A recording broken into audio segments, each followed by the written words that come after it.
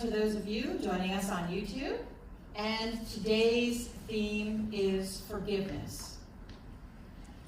Now, in all transparency, I did not want to tackle this topic today. There are a few reasons for this. The first one being that forgiveness is a deeply personal and unique experience. The second being it's such a nuanced topic that there's no way it can be covered in 15 minutes, so please know that I will barely be scratching the surface. And the last reason is that I don't know your story and what may require forgiveness in your life. Only you know the entire story. What I do know is that many people have a history of being greatly harmed in life-altering ways. So bearing that in mind, please accept this disclaimer that I am not up here today telling you that you must forgive. I am simply speaking on the mechanics and benefits of what forgiveness may look like in recovery and in life. And I'm asking if you are willing to consider the act of forgiveness with the help of your higher power. So before we go any further, let's talk about what we mean by forgiveness. So what it is and what it isn't. So let's start with what we mean about what we aren't talking about. Forgiveness does not mean condoning the action.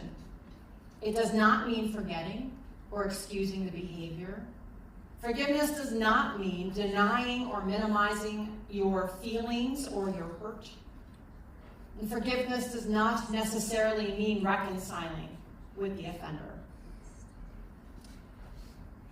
An often overlooked and liberating thing to remember about what forgiveness is that forgiveness is for you, not the offender.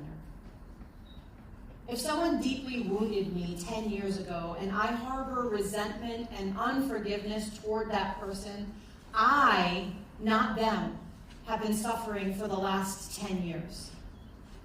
So forgiveness is for us, not the person who harmed us. Forgiveness is the peace we learn to feel when we let go of unresolved grievances. Serenity. Forgiveness is taking our power back. It's about not letting what that person or persons did take up precious mental energy and space that bring negative emotions that harm our bodies, minds, and our spirits. Forgiveness is about our healing. Our healing. And it really has nothing to do with the person who hurt us. Forgiveness shifts us from victim to hero.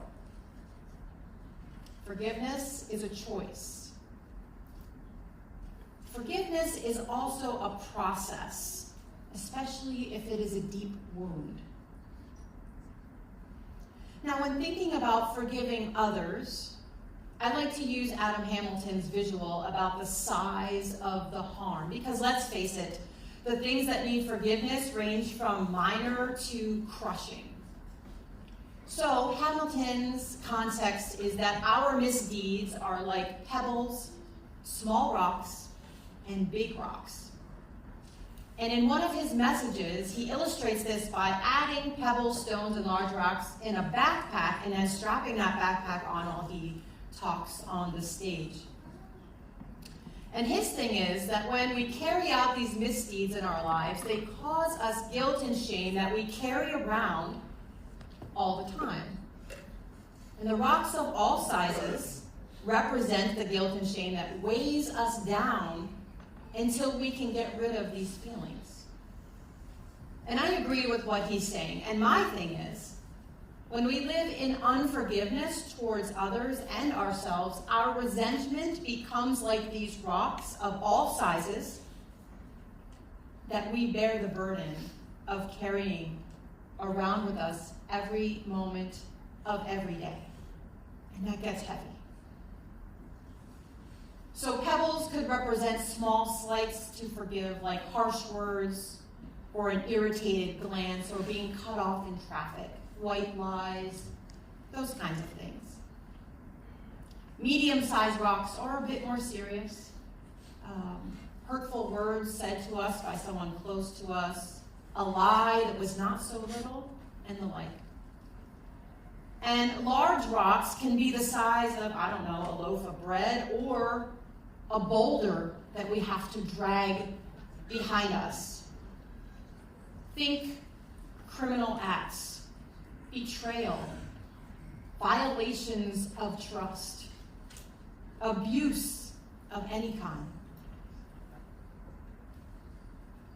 Now, clearly, dealing with a snarky comment from your sister-in-law during dinner is not on the same level of forgiveness as a good friend sharing something that you told them in confidence is not the same thing as forgiving an abuser. The bigger the harm, the bigger the weight of the anger and resentment and shame and guilt we carry around. And it keeps adding up, getting heavier and heavier, affecting our current state of well-being, our ability to forge healthy relationships, including trusting others and forming deep bonds. So how do we forgive? Again, this is a process, and the deeper the hurt, the longer the process tends to be. And it's not easy. I'm not standing up here saying that this is easy, because it's not. Forgiveness is deeply personal, so you have to do what works for you. And the first thing we need in order to forgive is the willingness to do so. And you may or may not have the willingness to do that today, and that's okay. But what is needed is willingness to begin the process. Our higher power wants us to live a full life, full of joy and love, which we can't do when we're holding on to grudges and resentments, small or large. So consider praying to your higher power. Maybe pray for willingness, or pray for the willingness to be willing. Whatever it takes. Our higher power understands how we individually operate. So say what's on your heart. Do what works for you. You can pray out loud. You can pray silently. You can write a letter to your higher power. It doesn't have to be long. You don't necessarily have to use certain words. The act of praying is the important piece. And there's no wrong way to pray. As addicts and alcoholics, we can't afford to be angry and resentful. Our spirits cannot sustain guilt and shame for very long, because eventually these painful and unpleasant emotions will cause us to pick up again. Emotions are meant to protect us. And emotions also have a beginning, middle, and an end. Emotions are like a tunnel. If we get stuck in the tunnel, something is askew and needs attention, preferably with a therapist. But for maintenance, this is where step 10s come in. A daily inventory of not only those big feelings that flipped us during the day, but also our part in those events. Step 10s allow us to remove the blame that is so easy to deal out when we have strong feelings. It fosters a perspective of accountability and action. Where was I selfish? Where was I dishonest, self-seeking, fearful? And finally, when all of that is stripped away, what is the truth about what actually happened? Do I owe an apology for my behavior? How can I make amends? This inventory keeps the resentments, fears, and blame from building up to the point where we pick up our substance. Giving our step 10 to a group or a trusted person, is especially helpful because we get to hear feedback from other perspectives and experiences besides our own. So let's think about self-forgiveness. Forgiving self is a very difficult thing for many of us. The first suggestion is to pray for help in forgiving yourself. It's never wrong to start with prayer. The second is to approach your wrongdoing as if a friend did the same thing. How would you talk to them about it? It might be helpful to write down the specifics because seeing things in writing can help to organize the big jumble of thoughts that is playing in bits and pieces in our head. It can be extremely cathartic to write out what happened. So what did you do or fail to do? Next, articulate the harm that this caused. If you haven't done so, confess what you've done or not done to your higher power and another trusted person. Step 5. The next thing to do is to understand what you want to happen. Do you wish to reconcile with this person that you hurt? To simply be rid of the guilt and shame, or something else? And let's acknowledge here that sometimes, even if we want to reconcile with another person, it may not be possible because that person is deceased or that person is unwilling. We can't control those things. Just acknowledge what you would like to happen to begin and go from there. Next, explore your feelings. What do you feel when you think about this event? Because it's not about the event as much as our reaction to it today that is causing the problem. It needs to be identified before it can be released. And stop the negative self-talk. Practice self-compassion. Again, go back to how you might talk to a friend if they did this same thing. And say that to yourself every time you realize that you're engaging in negative self-talk. Apologize in person if possible. If not, consider writing a letter. And lastly, make it right.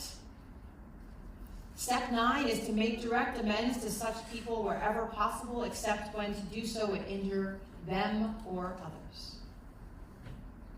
Completing this step often brings immense relief and renewed hope.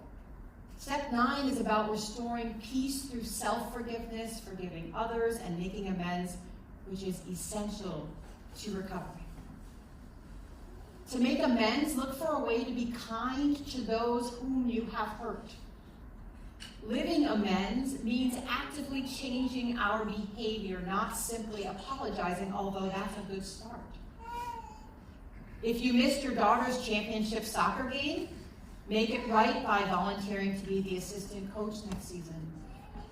You spent half the family's monthly budget on a new coat, make it up to them by making the tastiest dinner ever on a shoestring budget.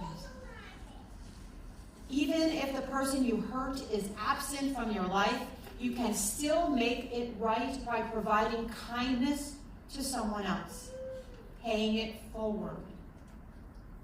Do good rather than feel bad. Action is the antidote to despair. Not only is forgiving ourselves possible, but doing so will turn our life around in ways that we can only imagine. And let's not forget that sometimes we owe amends to ourselves. That's a real thing. It's not selfish. It's just the truth. So think about that too. In her memoir, The Pit of Despair, How God, Prayer, and the 12 Steps Saved My Life from Addiction, Lisa Jo Barr invites readers into the depths of her struggles with childhood trauma, addiction, and shame, and her ultimate journey toward healing. A devastating betrayal shaped Lisa Jo's childhood. When I was little, a male relative molested me, she shared. That kind of violation doesn't just hurt you in the moment, It alters how you see the world and how you see yourself. The experience left her burdened with shame and anger, and it planted a seed of self-doubt that grew as she got older, influencing every relationship, every decision. I internalized it, Lisa Jo said. But like many survivors of childhood abuse, she buried her pain, never fully understanding the toll it was taking on her life and how it would later manifest as substance abuse. As Lisa Jo entered adulthood, her unresolved trauma manifested in destructive ways. She turned to food for comfort, then cocaine and sex for escape, leading to a substance use disorder. Addiction became my way of coping, she said. I wasn't addicted to the substance itself. I was addicted to the numbness it gave me. Her addiction soon spiraled out of control. I was living a double life, she admitted. On the outside, I looked like I had it all together, but on the inside, I was falling apart. The cycle of shame and dependency seemed unbreakable. She would find temporary relief only to be plunged back into despair. I didn't want to feel anything, Lisa Jo said, but not feeling meant I wasn't living either. Eventually, Lisa Jo stumbled onto a sex recovery site on the internet. It was a 12-step program. Lisa Jo's life changed forever, and it was a real turning point in her life.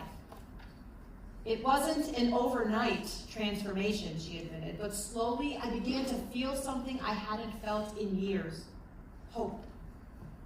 One of the most powerful moments of her journey came on Christmas morning after she had given her life over to her higher power. Lisa Jo learned that the man who had molested her was a soldier in the Vietnam War. She also discovered that he was tormented by his own demons, unable to sleep at night, and plagued by nightmares. For years, I carried so much anger toward him, Lisa Jo said, but for the first time, I felt compassion. I didn't plan what happened next. It was like God put the words on my heart. Lisa Jo picked up the phone and called him.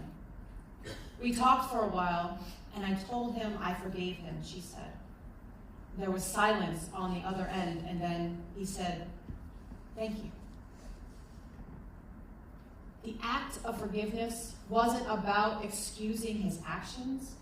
It was about releasing herself from the weight of fear and seeing this person as a monster. Forgiveness doesn't mean forgetting, she explained.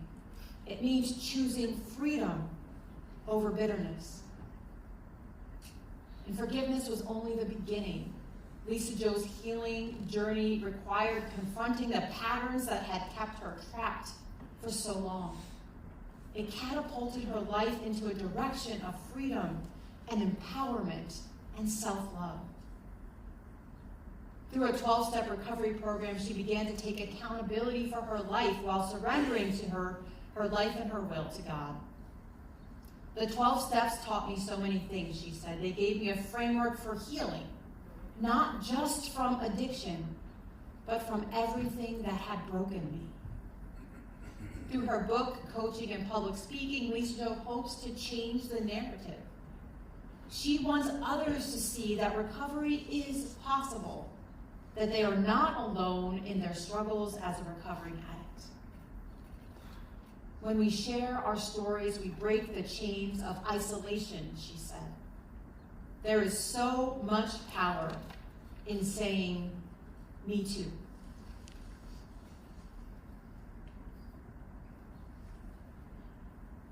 So let's enter into a time of silence. And I invite you to reflect on a situation in your life that needs forgiveness. Maybe it's towards someone else, or maybe it's towards yourself. Let's just spend the next few moments noticing anything that comes up for you around this issue.